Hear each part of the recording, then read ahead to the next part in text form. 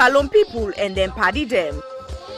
THSPP Media will be bringing you a variety of programs ranging from documentaries to discussions, interviews, news, views, sports and entertainment.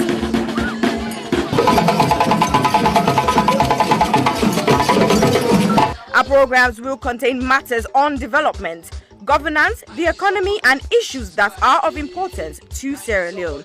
So, no left BNO because we get Bebe program then like Salon discussion, meets the ministers, the President's Hour and the Gladi program, Look Me, I Look You. All this they start soon na www.sarahjmedia.org. Now who's tem these?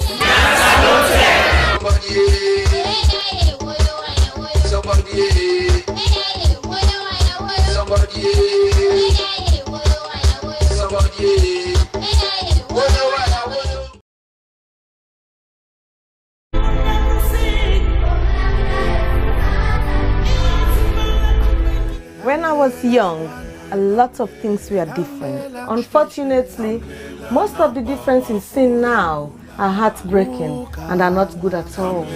Before now, men were strong protectors of the weak, fathers, brothers, lovers, sons. Their mere presence guaranteed the safety of women and children. But what do we do now? Men harassing and raping women. Men sexually abuse little girls. Men battering and killing their wives. Any form of sexual assault, be it rape, sexual abuse, or pedophilia, is a killer to human self-esteem. Women should stop dying in silence. Speak now. The rapist should be stigmatized, not the victim. I think death sentence should be the consequence of such terrible act. And you mothers, build confidence in your children, put trust in them, listen to them when they make reports, and take necessary actions. Talking of mothers before now, women were virtuous. They were mothers, daughters and sisters. Nurturing, counseling, supporting their men folks. But now, women are trafficking female children for money. Women are forced to be silenced. All this must stop, and it must stop now. Real men do not abuse, rape, or molest women and children. It is barbaric, unacceptable. Let all real men stand with us. Together, let's say an emphatic no to rape, sexual abuse, pedophilia, and domestic violence.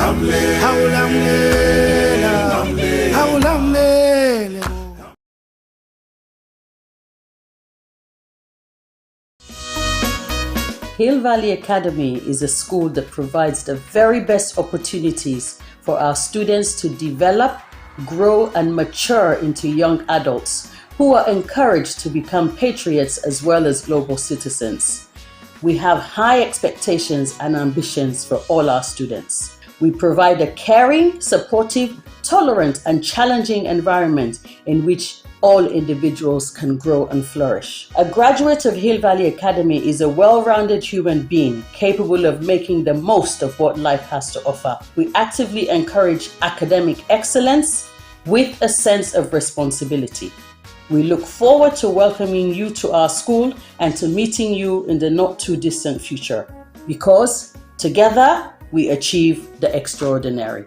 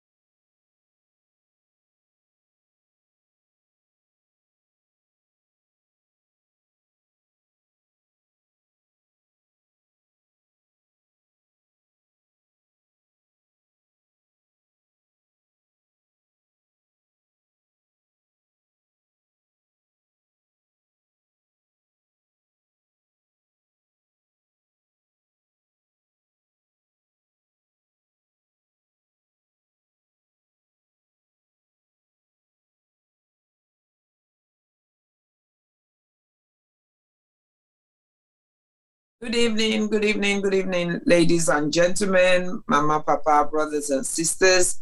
This is Mrs. Isatta Sisay Jalloh of the Health Show, live here tonight on Sierra Gem Media, bringing you another interesting health topic for us all to learn, talk, and share.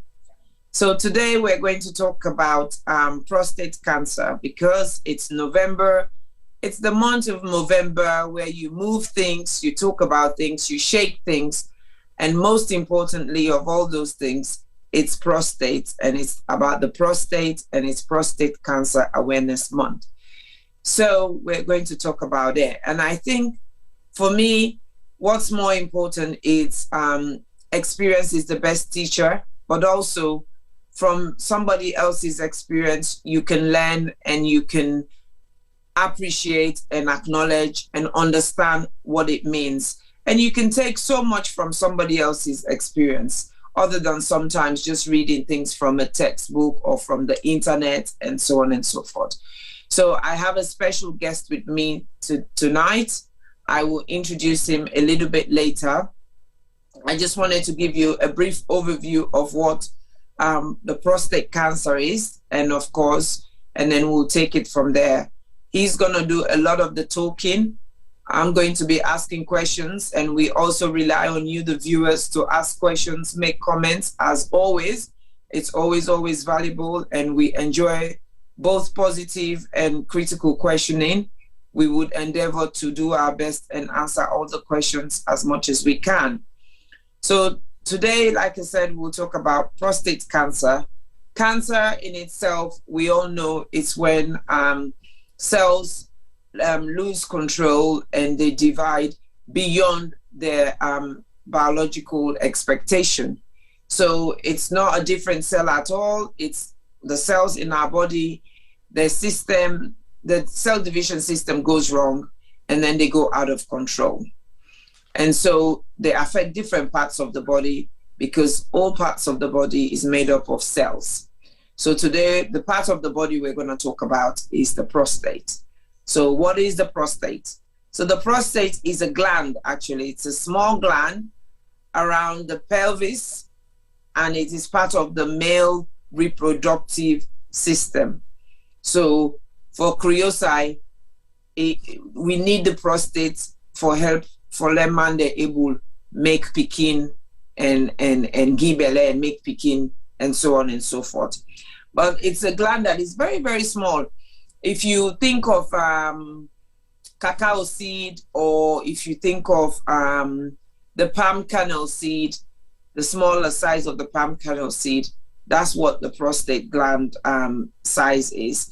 And it is located, it is kind of, you find it between the penis and the bladder, and it's round the pipe, what they call the urethra. This pipe is called the urethra, and that's where you will find it. And the main function of the prostate really, Iona, for produce a thick white fluid. You know, like we women there, where we breast, they produce milk.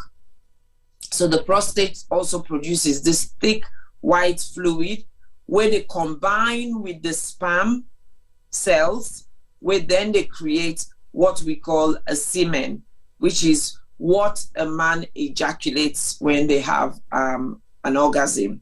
So that fluid where the prostate they produce, now in they help the sperm for travel across through to the female reproductive system for ensure say able fertilize one of the eggs or more than one egg of a female, so that the process of conception begins. So that is the key role of the prostate.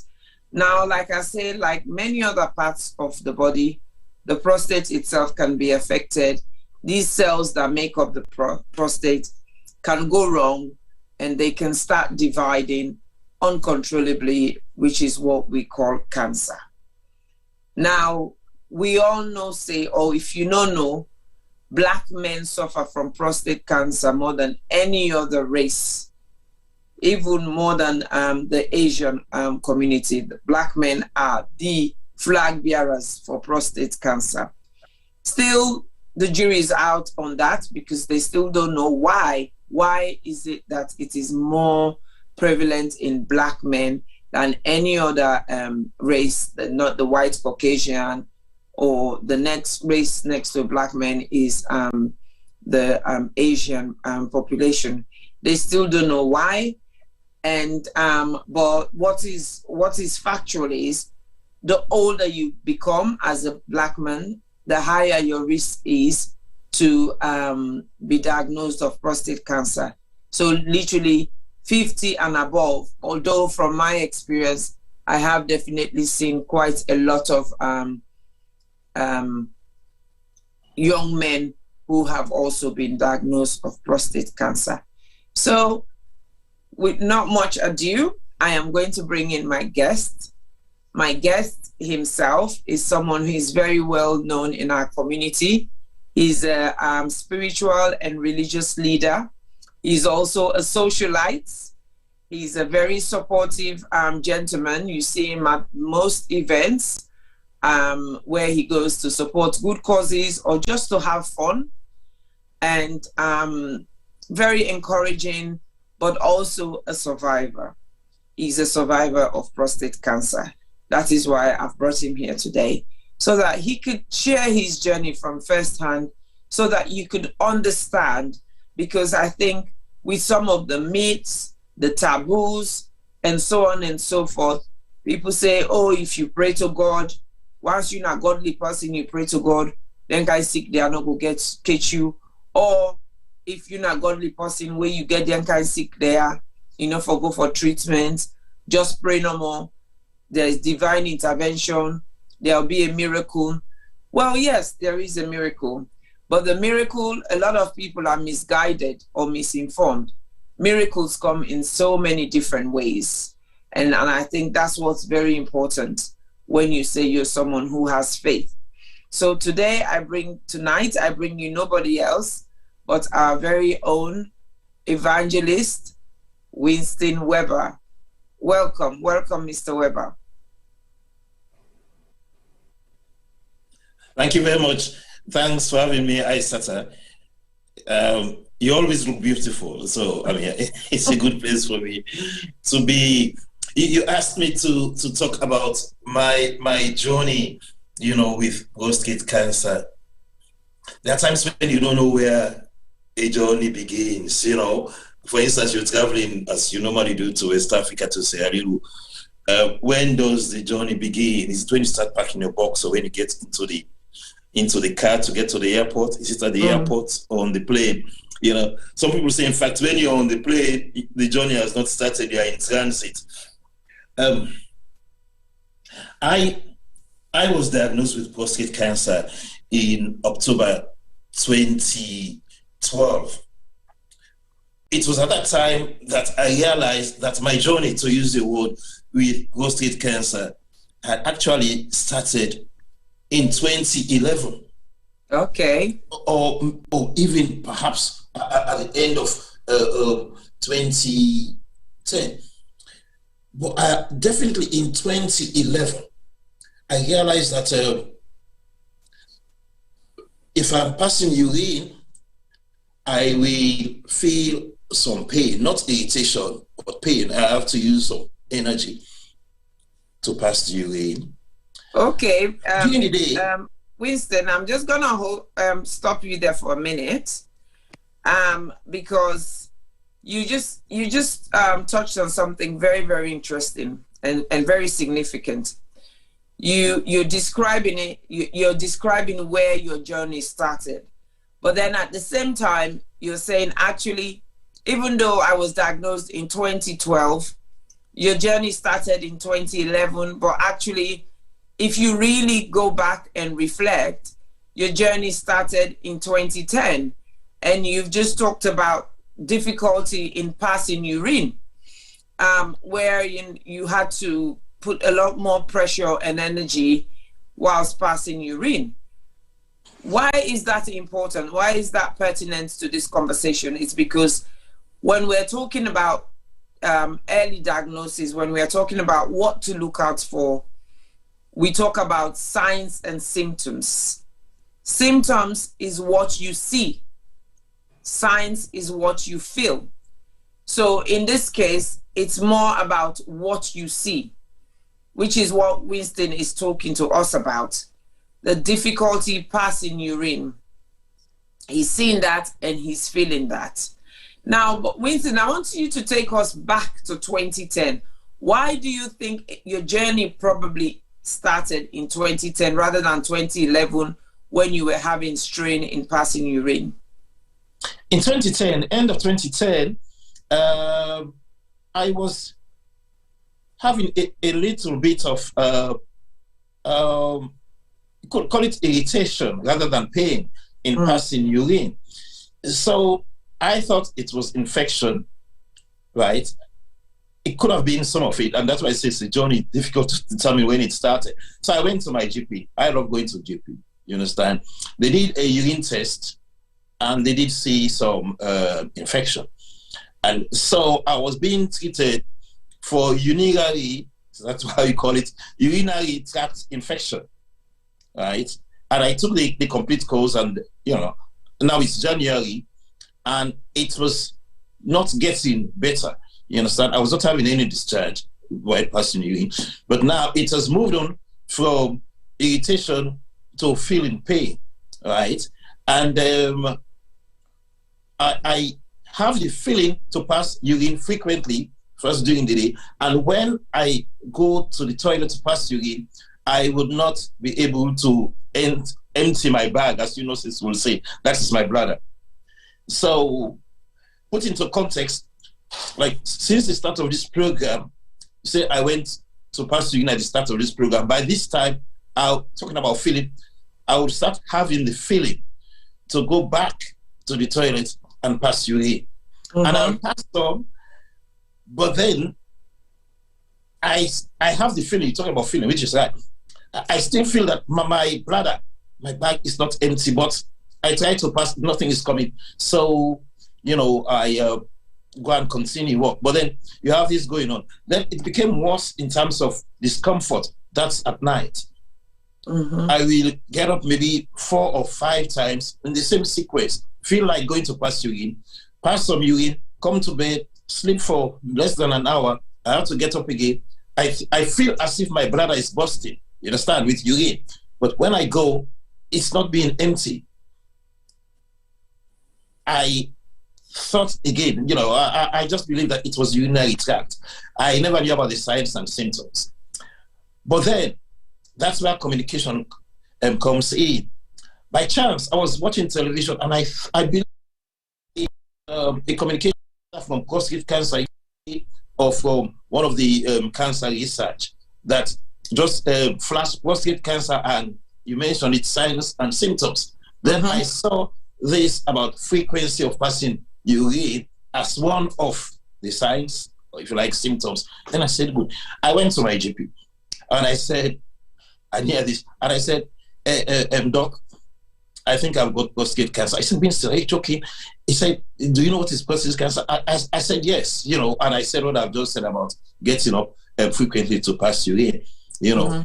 Then he referred me to the oncology department, Guy's Hospital. You can say that's where my journey started, you understand? And then to cut the long journey short, they looked at me again, saying, you cannot just say you have prostate cancer. I said, well, I want to be tested. So they gave me, you know, a urine flow chart. It's a journey I'm explaining about, you understand? And I was asked, you know, to record on those charts the dates and times to the last minute that I passed urine and come back in 3 months' time. It's 2011, you know, and which I did. And, you know, when I start recording the times I was going to pass urine and coming back and going, then I realized how frequent it was, the number of times within an hour I was going and coming back. You know? So I took the charts and went to the oncology department. As I said, it's a journey. Then I said, well, okay, we did urine test. There was still some infection, but then they went one stage further. We did what is a PSA test, PSA blood test, right? Whatever figure they were looking for, I have some figures I don't want to exactly, was not very high. You understand? So it was. I like the term which you use in your medical field. They placed me in the category which they call, remember, to watch and wait. I think it's watching and waiting. I think, oh my God, it was so theological. You know, it's like what we read in the Bible, to watch and wait for Christ who is coming at Christmas. So I'm laughing at. So I had to go watching and waiting. It was sitting there watching and waiting, you know, in the same sequence, you know, we call it, you know, and come back in 3 months. Again, I'm saying this is 2011. So you see, it's a journey. And I did the PSC, did the urine test. The infection was there, confusing, you know, the PSA, you know, because I remember one of the nurses saying it could be that it's this infection that is giving the rise in the PSA figure. It could be. So, but I was insisting that I want to get to the bottom of it because, you know, I looked okay, but I was not okay. So they recommended that I do ultrasound test of the prostate itself. And given an appointment. And I went back. It's a journey I'm telling you about, and I'm cutting it short. 3 months has passed.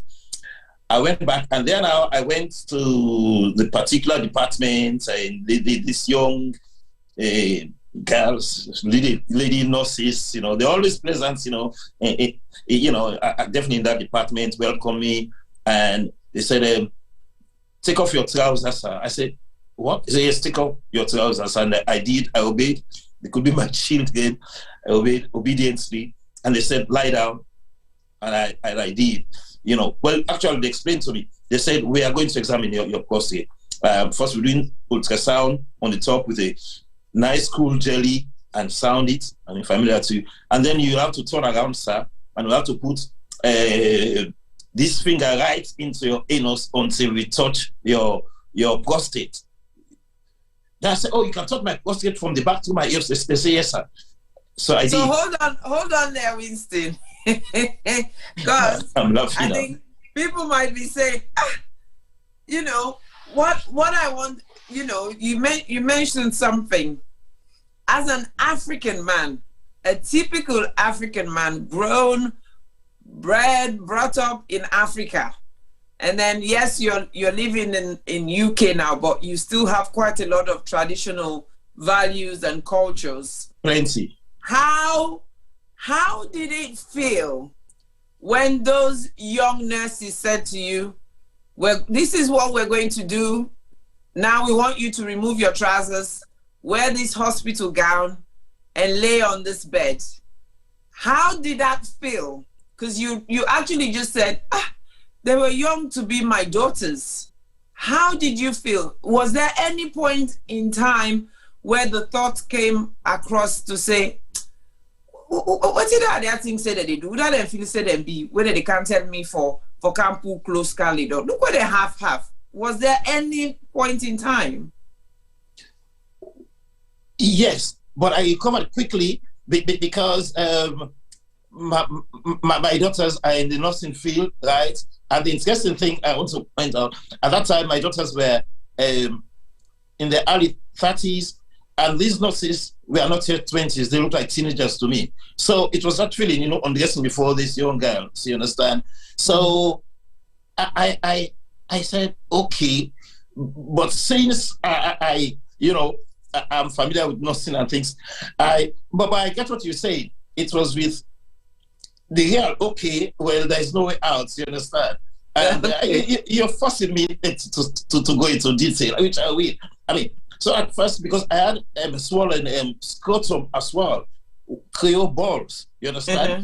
Yes. So these two young girls, they were not playing with it, please, but they were examining it, squeezing it, you understand? So you're talking about Africa, man, young girls squeezing your balls, your scrotum, all around, you understand? In your nursing field, I know you would have done that. And yes, plenty of times. Yes, and then telling you to turn over. You remember now, except for my shirt, I was naked, and then they went, and I felt the finger, and then I knew at least where my prostate was, because I know they were touching something. And then they said, I hear them saying to themselves and to me, the size of the prostate is okay. I don't know what you were talking. You mentioned, they said it's the size of a walnut and it's still okay. You know, I don't know, whatever walnut. I said, so it was fine, you know. Again, it's watching and waiting. I was asked to go in. It's a journey I'm telling you about. I was asked to go and come back, I think, in 2 or 3 weeks. I came back, did the PSA. It was not at the level to create excitement. And this is the interesting point, you know, because talking about early detection is the key. I mean, I'm not blaming anyone if it's not detected on time. There are 2 nurses. Well, one was senior and one was junior. The senior nurse said, Mr. Weber, the prostate is normal in terms of size, and the PSA the level is not very high, so you can go and come back in 3 or even 6 months. You understand? Still on watching and waiting. At the entrance of the lift, the junior nurse came and met me and said, sorry, Mr. Weber, I have a suggestion. I think you should do a biopsy because the PSA is going up and down and it's not clear what's going on. But a biopsy will be specific. I did not know what a biopsy was, and I just said yes. I remember while I was filling, the consent form, the senior nurse came and said, why have you called Mr. Weber to come and fill this consent form for the biopsy? The junior nurse did not speak the truth. She lied. She said, oh, it's Mr. Weber who said he wants to do it. You know, and the senior nurse just shrugged, and I filled the form. I came the following week. Now this is September, end September 2011, right? And I went home to come back for the biopsy in 5 days. When I went home, I Googled, like most people do, biopsy for prostate. Everything I read about biopsy for prostate said, don't do it. It's difficult, it's everything. You know, I just closed, I said, well, I'm going to do it, you know. So I went for the biopsy. So I'm saying that in the journey, you might go through these stages, you understand? It's not like headache, take paracetamol and you're okay. And you have to be patient. So I went for the biopsy, and I went in the room and I looked around and I saw instruments. Again, there's so many. I'm lucky to meet young girls in this place. They're all nice, talking nicely to me. And I said, what is that? I saw a long instrument. Whether it's a long knife or a long needle, I cannot tell. I looked at it once and I looked the other way. I said, what is that? She said, that's Did what it we're look going like a fishing rod, a smaller version of a fishing rod? Oh my God. Yeah, it could be, but I couldn't look at it twice because they said that's what we're going to put through your anus. And we'll be looking at the television screen as you are looking now. And we are going to cut 5 small slices of your prostate. And then we'll test it and see whether you have the cancer. Again, they said, take off your trousers, sir, and lie down, you know, face downwards, which I did. You know, I understand that now there is, they told me, don't shake. I know if I shake, that's a problem for me, so I didn't. Anyway, they took these slices and I knew I was okay. I believe, talking about faith, I believe that was okay. Come back in 5 days' time for your results. This is where I think my journey begins. Wow. But I remember I sat on that chair. I mean, the people are nice. I mean, the nurses and doctors are nice. I'm lucky to meet. God bless them. You know, the oncologist welcomed me, smiling. How is it, Mr. Weber? Spoke of my shot, that my shot was nice. Well, I think my shot was not very nice anyway. And then I sat down, and then I learned something. I see you smiling. Then he said, do you mind if I call the nurse to just come and sit down? I did not know why, but I just said yes. You know. Then when I sat down, just like you were calling me man of God, and he said, Mr. Weber, you work for the church, you're a man of God, so I don't have to go around in circles. I have to tell you, you know, like it is. You've got cancer, prostate cancer. You know, everything went blank. I felt my chair lifting me up, and I said, praise God, now I'm going to see my maker. You know, I believe I was there. Then I felt a gentle touch on my shoulder by the nurse who was sitting by my side. And then I opened my eyes, and she said, But there is good news for you. Good news. I mean, you just told me I've got cancer. I mean, what good news could be there? That's what I was thinking. But then quickly, the oncologist, the doctor said, the good news is we have detected it on time. Thanks to you for coming early, right? The very good news is the cancer cells are localized, to use this word. I said, what does that mean? He said, it has not yet spread. Mm-hmm. He said, if we remove the prostate, you will be okay. I said, really? And he said, yes. And he said, you have two options. He said, you can come for the surgery towards the end of November, that was October, or you can come back anytime within the next 12 months. And I said, I'll do it immediately. You know, the 12th of November. I remember the date. You cannot forget those dates. Mm-hmm. The date was 25th November 2012. And, in between, you have to go for scans and the patient, and, you went well. And during that period of time, while I was waiting for the surgery, I was in between thinking, and this is the bad thing that I did, everything had sounded good. I was thinking whether or not I should tell, my family. I did not tell them because I was afraid they will not be able to hold on to that message, but I'll come back to that later on if there is a need. So I had the surgery, robotic surgery. Before that, you are being prepared. And the first thing I asked about, what's robotic surgery? And the surgeon said, I can see you smiling. Winston, a robot, I will be in another room, and the robot will be in the surgery, and I'll be controlling this robot, from another room. I'll control using my computer. And he was going on. I said, so you will not be there? He said, no, but I'll be in the next room. You'll be okay. I said, praise God. That's where faith comes in. So I went for the surgery, and honestly, when I woke up on my bed, I asked the nurse, I said, when am I going down? And they said, you've been down and you're back, 3 hours after, the surgery was about the first, 8 o'clock in the morning, about 3 p.m. The surgeon came and said, well done. I think I told you this before. And I said, what's well done? He said, it went well, because I told you before, since you came on time, the cells were there as we had seen on the scan, and so we removed the prostate, and and you are going to be fine. So well done. And I said well done to him, and it was funny when he was laughing. I was saying well done, Jockey was saying well done to me, that's where. I believe that's why I'm here today. There's so much I can say, but the point is, I was lucky. You talk about faith, you talk about spiritual guidance, you're talking about following your mind. I think I was lucky to just see, you understand what was happening with my body and not taking it for granted, and that's where the awareness comes in.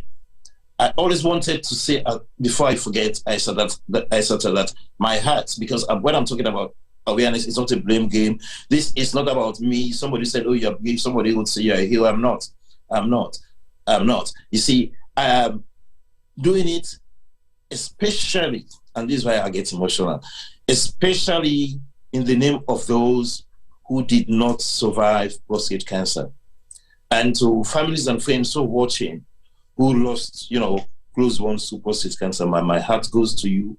To those who are suffering from prostate cancer right now, my heart goes to you. And I know that the wishes of those who passed away through prostate cancer and even all cancers, as a legacy, what they will want us to do, right, is to create the awareness, you understand, so that what they went through, others won't go through it. I know that because since I'm an evangelist and I'm doing ministry, I've been called several times, even yesterday, to be on the bedside of someone passing away, and most of the time people who are terminally ill. In the last days, they ask that things be done, you know, to create more medicine, more awareness. That's why, as you know, some people before they pass away who have been terminally ill, they leave some money, some leave almost all their wealth towards the development of cancer drugs and research. So that's what I want to say. But what the message, what happened was that in the first instance you spoke about signs and symptoms, I did not take anything for granted. So I'm asking men not to take anything for granted regarding their bodies.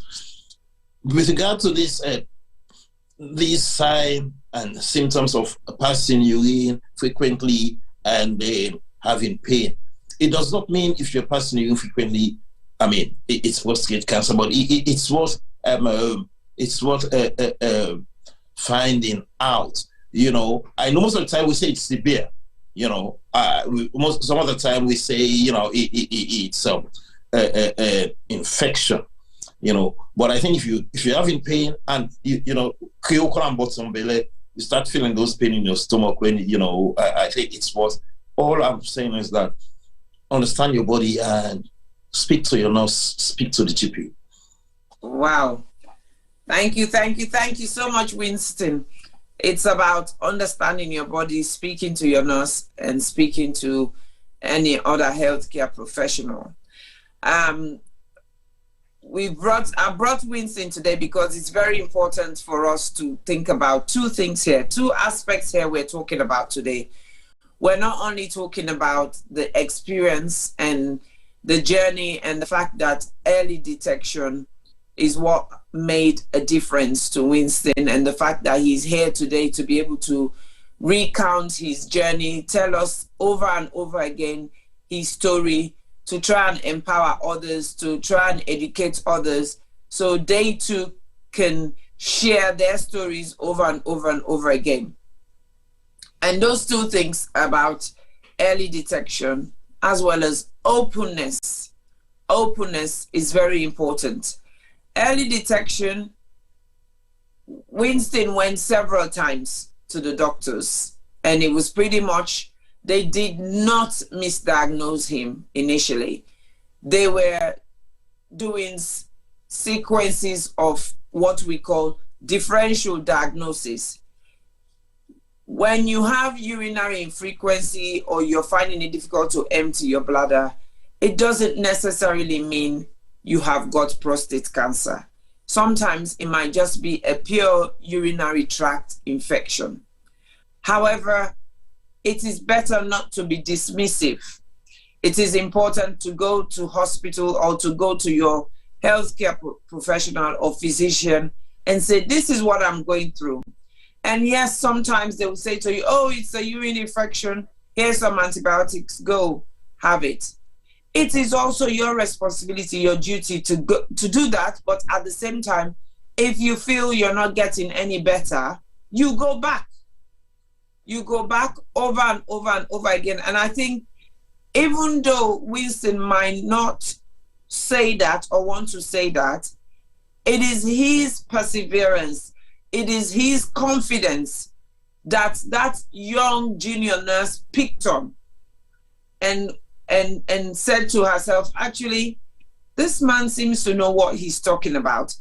And because there's a little bit of mixed information in terms of the results we're getting, the prostate is kind of the reasonable size, the PSA level, which is the prostate specific antigen, which is basically what the one of the antigens the prostate produces to show how active it is, and so on and so forth. This was also kind of fluctuating. So she decided to play safe. And again, this goes out for our healthcare professionals, our nurses out there. It doesn't mean because somebody is more senior than you means they know it all. It's just how you approach it and how you deal with the situation, which is what that young nurse did. She told a white lie, which is basically, she said, oh, it's Winston that said he wanted a biopsy. But actually, she had snuck out of the room and chased him to the lift and said, let's do a biopsy.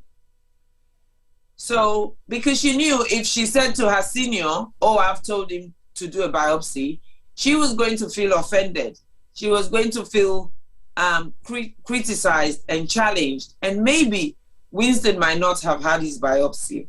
So there's a lot of learning here to take from here, not just for us as individuals, but also within our professions, especially within our healthcare professions. It's very, very important. And so it's about being consistent, it's about being persistent, and it's about being confident. And yes, not everybody is any of those three at times, but that is where openness comes in. Talking to others, sharing your concerns or your issues with others. I know in our community, people assume or believe, people break their confidentiality, people break their silence. We all have been accused. People worry. Some people worry to talk to us because they think, oh, we're going to talk about it or we're going to share it and so on and so forth. But it's about not losing sight of the goal. And the goal here is to seek advice, to get that very critical advice that you need, that your life might depend on. So it's very, very important we take that seriously. Symptoms, yes, it varies. Not everybody has all the three main symptoms that you get with prostate cancer. Not many people have urinary frequency, which is when you want to go to the loo as often as possible. You want to go pass urine plenty time. You go down, go 10 minutes later back, you feel for go. And not everybody experiences the strain of passing urine. Where you go eat him up, you know say you want peace, you they get the urge for peace, but the peace not agree come out. Not so everybody they get that. And not so everybody they get that feeling the way you go peace, you feel so you don't love for peace. Then 10 minutes later back, you say, and they feel me bladder heavy on your left hand side of your bottom belly. Then you go back again. You go to map the you try for peace, you know they come out. So sometimes some people experience all of that, and some people experience maybe one or two. So it's very important to keep an eye on that. And again, like we've said, it might not be prostate cancer. It might be something trivial like an infection. But even an infection, if it's not treated as quickly as possible, it can become more and more serious and create more complications within the rest of your body. Now, in terms of the tests, the various tests that Winston talked about, the one simple test that they do is digital rectal examination. Now, digital rectal examination is where they stick the pointer finger in your anus, because that's the easiest way to touch and feel for the prostate. And I know some people are very particular about the different orifices, as we say in medical term, the different openings in their body, especially that part of their body, especially when you take into consideration our culture and our traditional values. Men don't want anyone to go near that area. Black man, they don't want that person touch that area. They not for go near themselves, then you doctor or you GP or the nurse decide say they're going to do a rectal examination, an anal one. So it can be very uncomfortable. It can feel it is going into your personal space. So one of the things you can do about that is, if you feel uncomfortable about a woman doing it, you can ask for a man. Or if you feel uncomfortable for a male nurse or doctor to do it, you can ask for a female nurse or female doctor to do it. So there are options available if you feel uncomfortable. But that is one of the quickest and easiest tests they do. And following on from that, they do your PSA level, which is the blood test where they look for the prostate specific antigen. And then, of course, they then start doing things like ultrasound, and then MRI, which is a more detailed scan that see things that the naked eye cannot see with more resolution, and they look at that. And then, of course, finally, they would then decide to do a biopsy. A biopsy is basically where they put a fine needle, again, through your anus to go where the prostate is and pinch a little bit of it. So it's a fine wire that goes in and does a bit of just pinching. Pinches a little bit of the prostate. They take it to the lab, they freeze it, they look at it under a microscope, and then they are able to decide and detect any cancer cells that are there and how much of it is there. So that is what Winston was talking about when he said they told him the bad news. However, they twisted it around and said, but it's actually good, not so bad, because it is localized, which means the cancer cells that they found are still within the prostate, because it can spread. Like we said earlier on, with any type of cancer, it's uncontrolled cell growth. And what happens, they keep growing and growing, and if they're not detected as soon as possible, they can actually outgrow their space or that organ and then decide to start traveling around the body. And with prostate cancer, one of the easiest places it goes to is your bones. There are a lot of patients that I've come across, it's actually when it goes into their bone, that is when it is diagnosed, because something goes wrong with their bones. They go to the doctor, they check them, then they realize that you've got cancer in your bones, but it did not start from your bones, because they could see that there's a different cell within the bones. And then once they start doing more and more investigation, it usually leads them to the prostate, and then they know it's metastatic prostate cancer, which, thank God and touch wood for our guest today, Winston, it didn't come to that, because Isatta, he picked it up, you know. So Winston, I just wanted to go back to you regarding openness. Why? I know you've spoken as an evangelist, as someone who they sought to go and sit next to people who are entering the last days or hours of their life, to give them the last rite, their sacraments, or to just sit there and give them that spiritual religious support. Apart from that, why did you think it was important, being who you are within our community, why did you not feel embarrassed or shame to stand up since last year when we first did this publicly in front of hundreds of people to say, guess what? I had prostate cancer and I had someone sticking their finger in my backside. Why do you feel so comfortable about being so open? I hope I am comfortable, but thanks to you for getting me here. The truth is, I've been asking myself this question all the time, you know. And in another interview that I did for ITV, I was asked, you know, by the nurse from Royal Marsden. In fact, she placed it in a more difficult way, asking whether I have any regrets for not coming out before now. And I said yes, and I get emotional because, honestly, I said if I call the names, you will know these friends who've passed away, right? What we had was, oh, they passed away from cancer. Talking to the families, you understand, it started with prostate cancer and then spreading, you know, you mentioned bones and maybe the liver. So I feel guilty for not coming out. But then it's the if I say the society is like, it looks like a blame game. It's we the men, and that's why somebody has to break it out. We the black men like to keep our medical things to ourselves. When I started. Some listened, some did it. But I'm sorry. I'm happy you asked the question, but I'm just happy that I've started.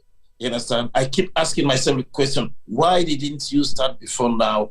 I couldn't get the answer, and then you first prompted. The one I want to mention without taking you, away from the way we are going, is that I found out from the few men that have encouraged me in the discussion, I found out that the reason why men don't go forward for treatment for prostate cancer, even when they would have even been diagnosed, in terms of medication of any sort, I find out that most people look at the side effects first. You understand? Rather than the positive results. If you say, oh, they told me, I'm going to have cataract surgery to remove my cataract. Hey, Winston, John, my cousin, went for cataract operation 2 years ago. Now, if you see his eyes, he can hardly see blah, blah, blah. The first thing people think of, are the side effects. So most men who I speak with, the first thing they ask me about, oh, Winston, I had that after the surgery, they say, hey, one of the side effects is erectile dysfunction. Oh, that they know. They say incontinence, and, what my message is that, and that's why the faith comes in, yes, the side effects are there, but honestly, the professionals, that's one area they've advanced. You understand? There'll be a short time, it ranges between 3 to 6 months. I had erectile dysfunction for about 9 months, you understand? But it's about life saving, there's training, there's drugs, there's exercises, pelvic exercises for you to do. I'm mentioning it quickly, not to take you off guard, because I realize that my brothers, my black men, as you say, prostate cancer surgery, they think of the erectile dysfunction side effects. You understand? Well, I said in your conference before, I'm here and you can see, and I believe I'm okay. Yeah, that's it. Thank you. I know you always, and I think, again, that's another important point. Today, I said to the producers, T-Boy and Femi, they said, who's going to talk? I said, it's going to be Winston. Winston is going to rule the roost today. And that's what we're doing, because I think when people hear it from the horse's mouth, when people hear it from somebody who has experienced it, especially men and black men, I think it makes a lot of difference compared to when I'm here, a woman as usual, just blabbing what is in my head, in my brain, and so on and so forth. So I think it's very important, and I think you really hit the nail on the head about side effects. As soon as you talk about treatment to people, the first thing they think about, rather than the positives, it's always the negatives. And of course, the side effects are the negative. But the side effects are there as guidance. Not everybody experiences the same side effects. And also it's about, excuse me, how are these side effects managed? You've just talked about erectile dysfunction, which is one of the key side effects post-surgery of prostatectomy, which is the removal of the prostate. Yeah. Hold on.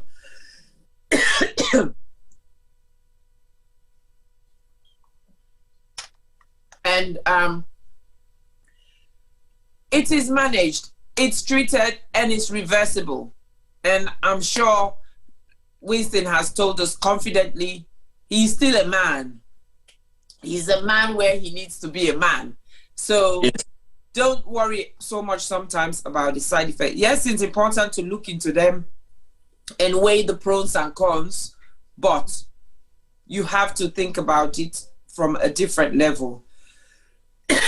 So the producers, if we're ready, we've got a video as a result of Winston trying to raise more awareness and trying to do as much as he can to ensure that more people are standing by his side rather than him going and sitting next to their bed and saying their last prayers. He would rather people go and seek help as soon as possible. Before the video, yes, I just want to say a little about it. I'm working with the cancer research of Royal Marsden NHS Trust, and also with some researchers, Cambridge and Oxford universities. And because I don't know how they spotted me, but I volunteered my services to raise awareness. And we've done, and these researchers are doing a profile study on black men. In the profile study so far, I am the only person who, as Isatta mentioned several times just now, have had the prostate cancer disease and have survived it. Well, I've survived it. I was diagnosed in 2012, and I think I'm still alive in 2021. You know, but there are other people who are there who are being monitored, you know, as part of the study, because the study again is to find out why is it prevalent in black men, you know. And honestly, Isatta mentioned men 50 and above. It has gone down, you know, to 40 black men, black and Caribbean men, age 45 and above, right? In terms of statistics, it has been proven all around that 1 in 5, or at least 1 in 6 black men 45 and above will have prostate cancer before they die, right? The bad news is that at any moment in time, 1 in 4 black men have prostate cancer, but they don't know that they have it. You know, that's why we have creating this awareness. But I'll just leave you and the producers for the video, and then we can talk later on. Absolutely, Winston. And I want you to know you were not spotted by accident, you know. I had all my cancer training at the Royal Marsden Hospital. Yeah. I spent 6 years at the Royal Marsden Hospital, and the Royal Marsden Hospital works in collaboration with Cancer Research UK. Yeah. So, of course, I have lots of followers. So from the moment you started going public, from the conference the year before and last year, you became public and you were followed. And I think it's a matter of that excitement that us black people, not just men, us black people do not want to engage in trials. We want the end product, but we don't want to be part of the production of the end product. And I think we need to take that very, very seriously, because now Winston is part of a trial that is looking at the reasons why black men are highly diagnosed with prostate cancer compared to the white Caucasians, compared to the Asian race. And the only reason they're going to be able to find that is if us, the black men, get involved in these trials. And if they do find out, then they'll be able to find a cure or a treatment towards this, which will be a win-win situation for all of us. So I think it's very important, a take-home message here. Let us learn to start giving. Giving doesn't just mean physical cash. Giving also means your time, your body, your energy, your knowledge, your wisdom, so that a difference is made in 1 or 2 people's lives, or even in your own life. Producers, are you ready? So if you're ready, again, this is a video they did, and it was to make sure it came out in line with the Black History Awareness Month, which was October just gone, as well as this month, which is prostate cancer. So feel free to share it as many times as you want. The producers, the makers, really want the message to go far and beyond, and in collaboration with Prostate Cancer UK. So I just want to say thank you, Winston, for braving this, and not just flying the flag of Sierra Leone per se, but flying the flag of being a black man who needs to empower others and educate others. Over to you.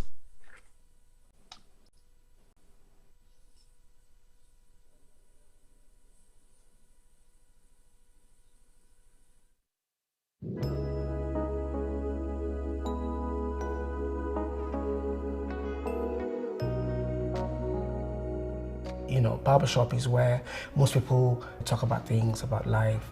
You're more likely to speak about topics that are difficult a lot more freely. Besides making friends, you start talking and then you just find out that, oh, what? I'm not alone. The way I see it is our barber is like our therapy session where we talk about our problem and he helps us and we feel better at the end.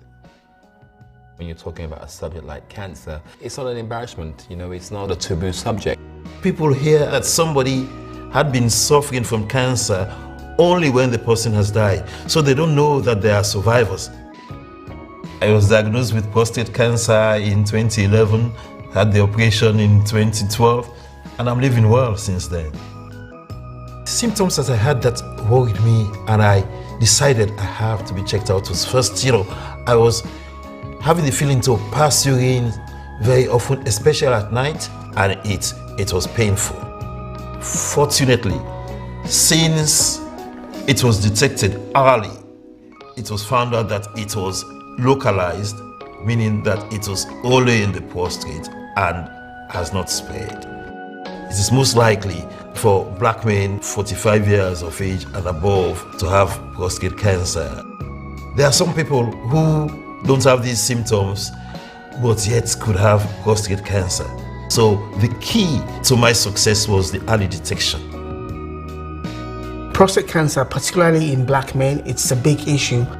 If you are scared or embarrassed to check your body out, don't be embarrassed. It's your body, it's your life. You own it. You need to make sure you do what's best for you. For me, when my dad gets checked out for prostate cancer, it really does give me peace of mind.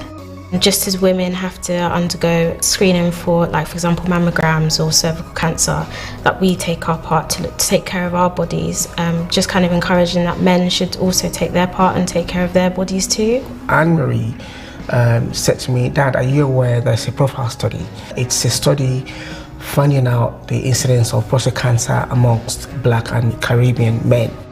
Some people just need the encouragement, maybe a little gentle push to, go out and, look after yourself. So the reason why I decided to be part of a profile study is my dad passed away from prostate cancer 6 years ago.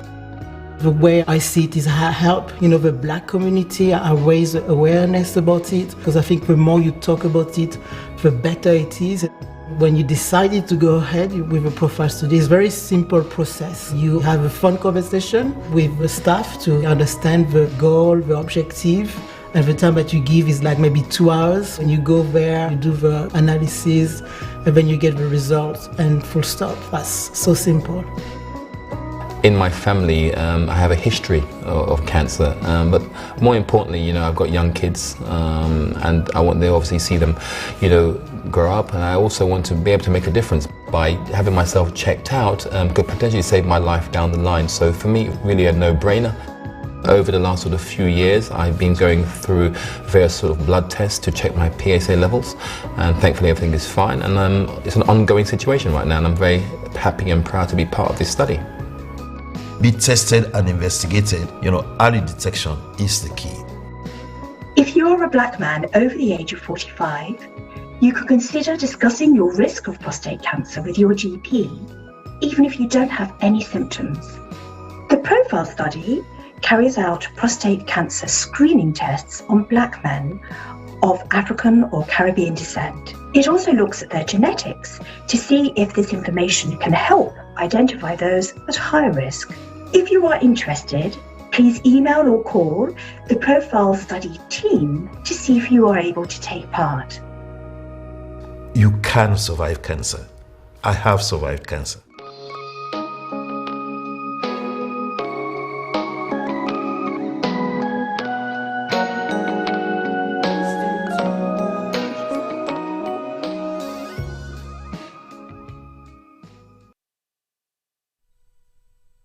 Thank you. Thank you for that. And yes, you can survive cancer, and Winston did survive cancer. And the most key important message here as well, cancer is not a death sentence, because I know a lot of people, once that word cancer is mentioned, it throws them for six, and all they think about is death and dying.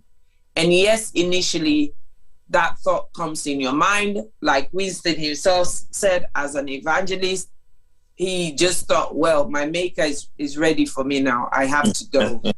Until that gentle touch that said to him, you're still here, mate. We've got good news for you. We have to do what we have to do. So one I thing think... to say, sorry, I don't have the cue. I want people to know that it's not just Winston or a few people have survived, as you know, and I think that's why you asked, why am I coming out only now? I'm doing this to encourage other survivors. You know, there are lots of survivors of prostate cancer and other cancers, you understand? If we can come out, I think that will encourage people who are having the signs and symptoms or who are afraid. You know, some people are really in a dilemma, you know, they're afraid to go and get the treatment. And I think there are other treatments besides surgery, but anyway, I chose surgery. And there is constant advancement, you know, in the treatment of prostate cancer. And there are survivors. I'm encouraging really Black men who are survivors to come forward. And I don't want to mention to viewers and Isatta, I did, and that's, you might see it later on, you know, I've done quite a few video recordings. I did one which, above all, I should not say it aloud, and I would not say who sponsored it, which I don't like. It's about 6 men, 6 survivors, you understand? And doing exactly what I'm doing in the video clip, you might see later on, 6 men. The 5 are pure white men. I'm the only Black. You understand? You know why? It's not that they're not Black survivors, it's only Winston. You know, even when Black men have survived, and that's why I asked me the question, why only now? We have not been coming out to say, hey, I have survived, you understand? So we have allowed the bad news to spread. That's why I mentioned that clip, that for most people, the only time they hear about cancer or prostate cancer is that when they ask, oh, what's the cause of death? They say it's cancer. So they have grown to associate cancer with death or death with cancer, you understand? So I'm encouraging us men who have survived also, you know, to speak aloud, you know, to encourage people. And this, as I say again, my heart goes to families who've lost loved ones, you understand? And my heart goes out to patients of prostate cancer. I mean, this is to strengthen you. And I'm doing it in your name because I know that you want men, Black men, to be aware, you know, of the disease and to stand up and fight it. Yes, Isatta, over to you. Okay, thank you for that. We're going to round up now. But although today we're just talking about prostate cancer, but what we're saying here goes for all different types of cancers, especially cancers where there is screening facilities and opportunities available so that when you notice signs and symptoms, they could be checked, you could be examined, and you could be tested. It is very important for us to know. You are so right, Winston, about saying in our community, the only time, 80% of the time we hear about cancer is after the death of someone. And so a lot of the time people relate cancer to death, which of course, those who survive it don't want to come out, or those who are going through it don't want to say it. But one of the things I would say that I feel very proud and positive about, since I started this cancer journey, campaign journey about early detection save lives, I've had at least 5 people who have been diagnosed of cancer, different types of cancer, wherein they've been vocal about it, they've come out, they've been open about it. Some of them are still going through treatment. Some of them are in remission. And they're wanting to share their story. So I am so looking forward to the 4th Cancer C Word Conference 2022. You are not going to be lonely or feeling isolated in that panel, Winston, because I know you're going to be one of those panelists in terms of survivors. You are going to have more people this time because I think more people who during the last 12 or 24 months have been diagnosed are feeling quite confident, they feel quite empowered, and they feel quite determined to put out that message so that others will see and know that, you know what, it's not just this type of person that has cancer, or all these myths like, oh, somebody bad nine do you something, or it's witchcraft, it's punishment, and so on and so forth. So Winston, we're rounding up now, and I want you to round up. I want you to send a message to our viewers that are watching now, but those who would be watching later, either via the Sarah Gem Media platform or Facebook or the Health Show platform or the YouTube channel. Please round up and send a message. And I just want to take this opportunity to say thank you for your countless effort and your determination to make it count on behalf of the survivors and on behalf of those who lost the battle to cancer, not just prostate cancer. May all their souls rest in peace, and may God continue to give their loved ones the strength and courage they so need to be able to cope with that loss. Thank you, Isatta, for giving me the cue. And this message is the message that I had wanted to start with. You understand? The message is on behalf, first, of all those who have suffered from prostate cancer and all cancers, those who passed away and those who are suffering from the disease now.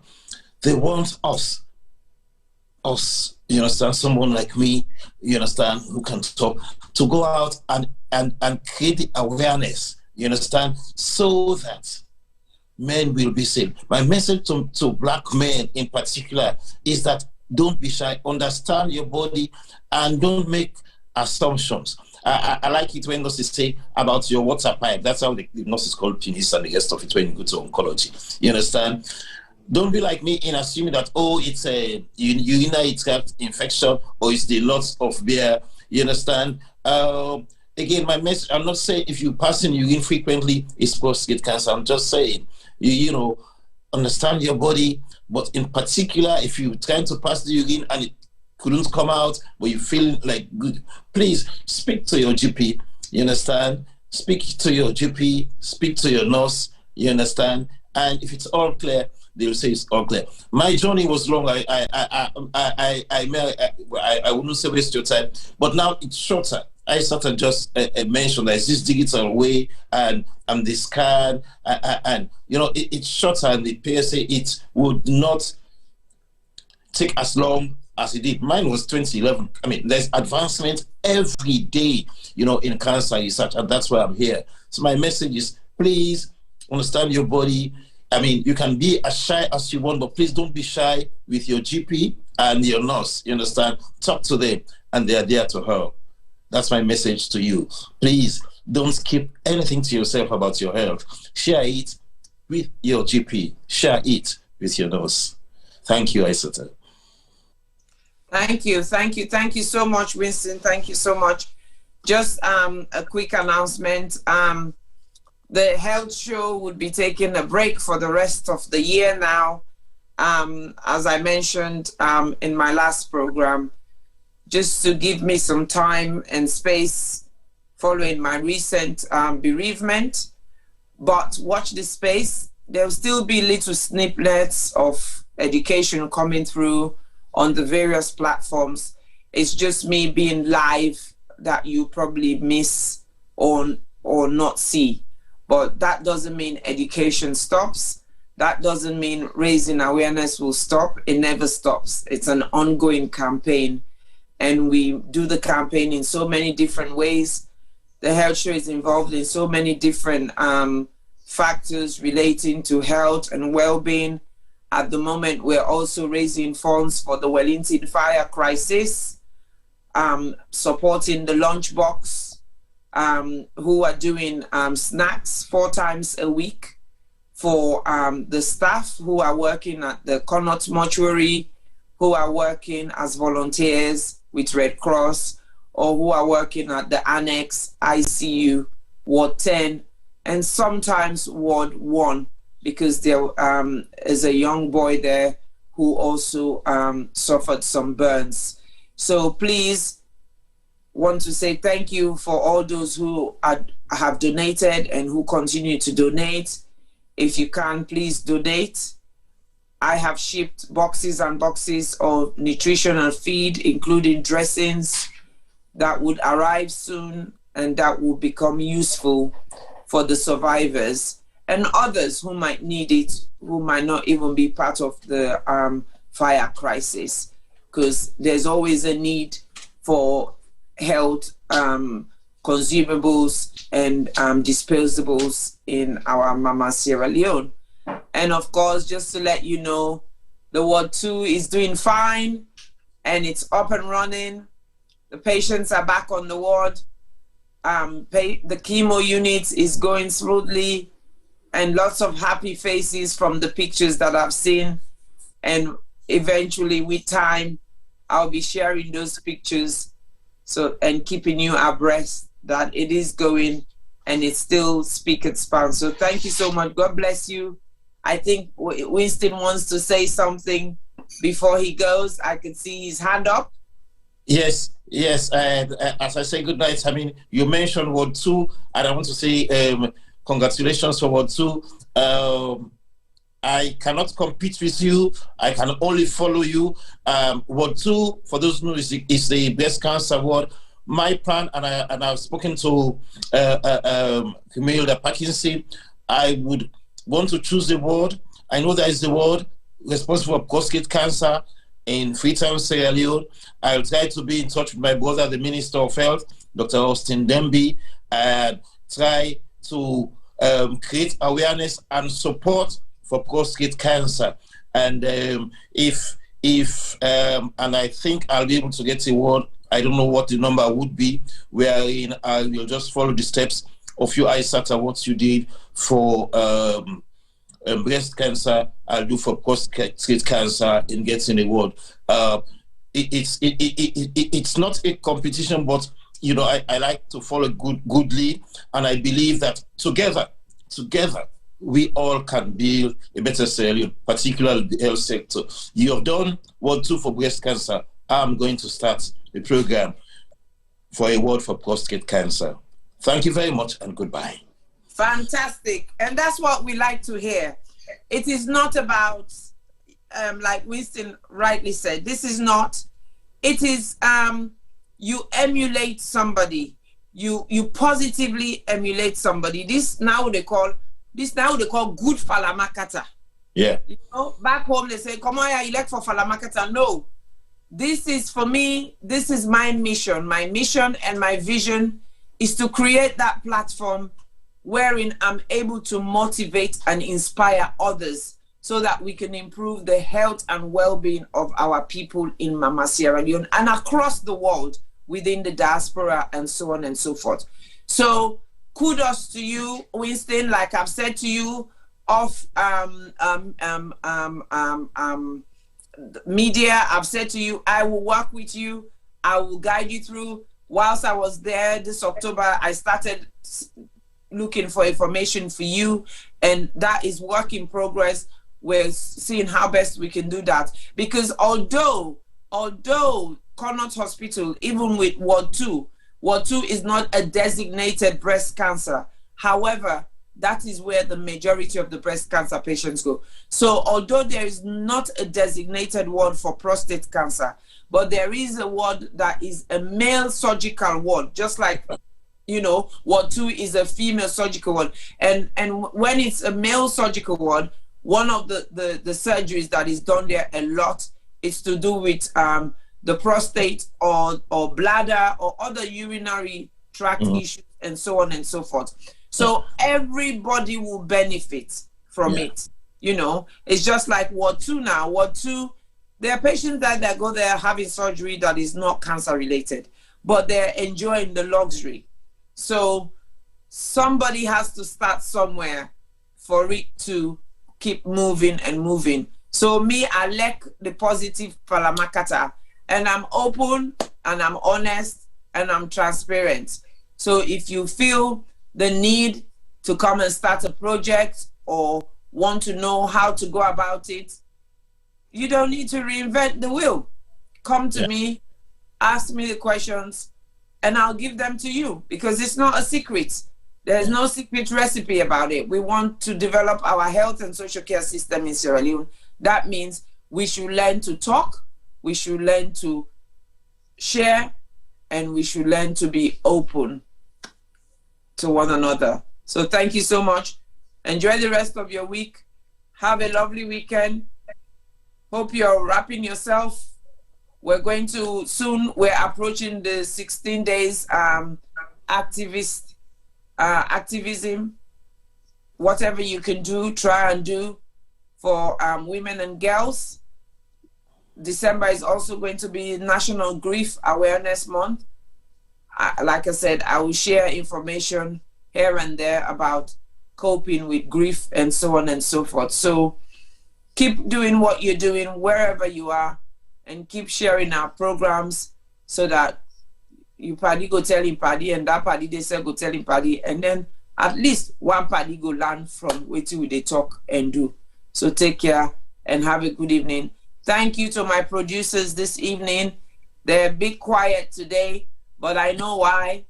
But we're very much grateful.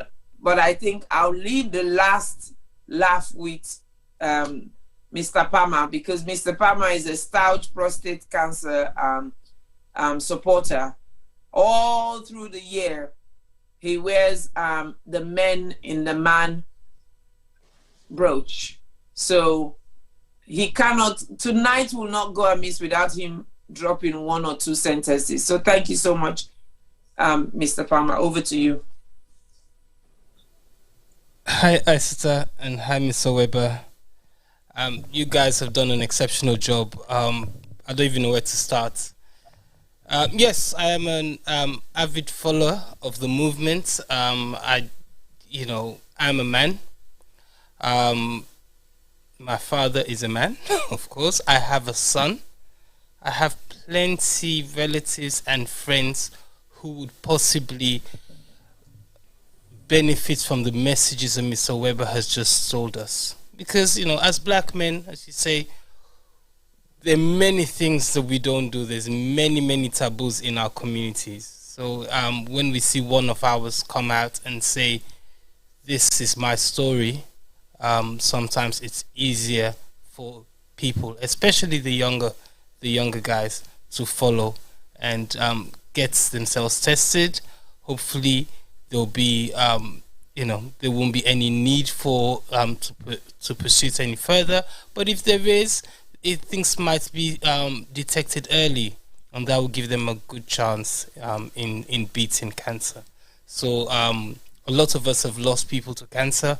I have friends that have died of prostate cancer.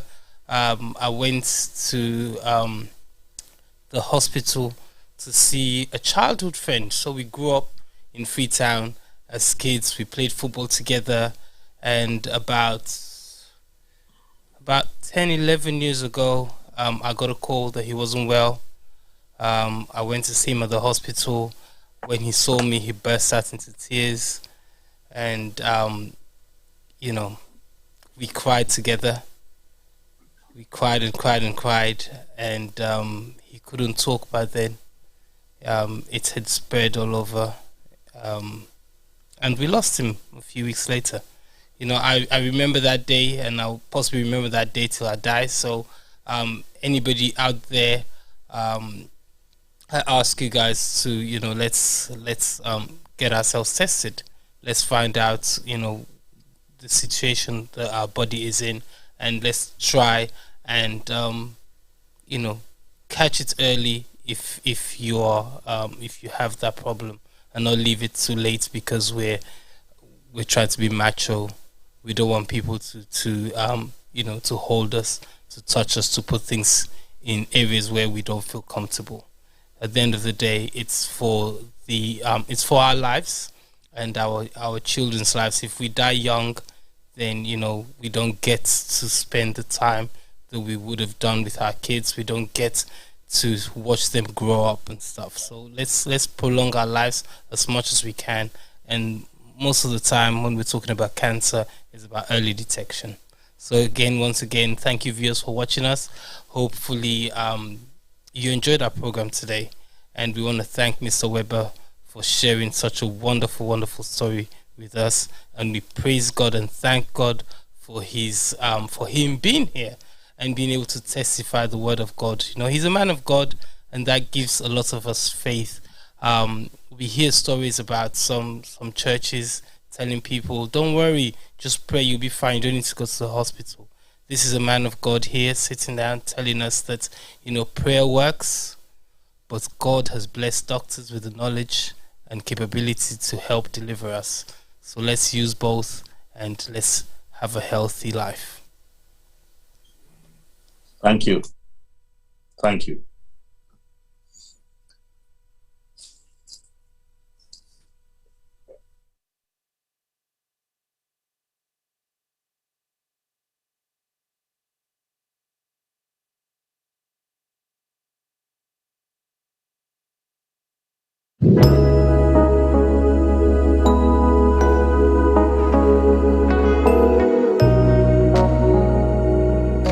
Barbershop is where most people talk about things, about life.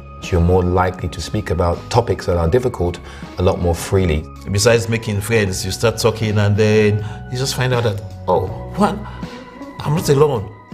The way I see it is our barber is like our therapy session where we talk about our problem and he helps us and we feel better at the end. When you're talking about a subject like cancer, it's not an embarrassment, it's not a taboo subject. People hear that somebody had been suffering from cancer only when the person has died. So they don't know that they are survivors. I was diagnosed with prostate cancer in 2011, had the operation in 2012, and I'm living well since then. Symptoms that I had that worried me, and I decided I have to be checked out was first, I was having the feeling to pass urine very often, especially at night, and it was painful. Fortunately, since it was detected early, it was found out that it was localized, meaning that it was only in the prostate and has not spread. It is most likely for black men 45 years of age and above to have prostate cancer. There are some people who don't have these symptoms but yet could have prostate cancer. So the key to my success was the early detection. Prostate cancer, particularly in black men, it's a big issue.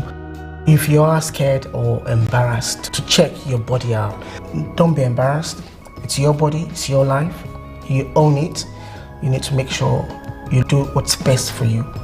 For me, when my dad gets checked out for prostate cancer, it really does give me peace of mind. Just as women have to undergo screening for, for example, mammograms or cervical cancer, that we take our part to take care of our bodies, just kind of encouraging that men should also take their part and take care of their bodies too. Anne-Marie said to me, Dad, are you aware there's a profile study? It's a study finding out the incidence of prostate cancer amongst black and Caribbean men. Some people just need the encouragement, maybe a little gentle push to, go out and, look after yourself. So the reason why I decided to be part of a profile study is my dad passed away from prostate cancer 6 years ago. The way I see it is I help, the black community. I raise awareness about it because I think the more you talk about it, the better it is. When you decided to go ahead with a profile study, it's a very simple process. You have a fun conversation with the staff to understand the goal, the objective, and the time that you give is maybe 2 hours. When you go there, you do the analysis, and then you get the results, and full stop. That's so simple. In my family, I have a history of cancer, but more importantly, you know, I've got young kids, and I want to obviously see them, you know, grow up. And I also want to be able to make a difference by having myself checked out. Could potentially save my life down the line. So for me, really a no-brainer. Over the last sort of few years, I've been going through various sort of blood tests to check my PSA levels, and thankfully everything is fine. And it's an ongoing situation right now, and I'm very happy and proud to be part of this study. Be tested and investigated. You know, early detection is the key. If you're a black man over the age of 45, you could consider discussing your risk of prostate cancer with your GP, even if you don't have any symptoms. The Profile study carries out prostate cancer screening tests on black men of African or Caribbean descent. It also looks at their genetics to see if this information can help identify those at high risk. If you are interested, please email or call the Profile Study team to see if you are able to take part. You can survive cancer. I have survived cancer.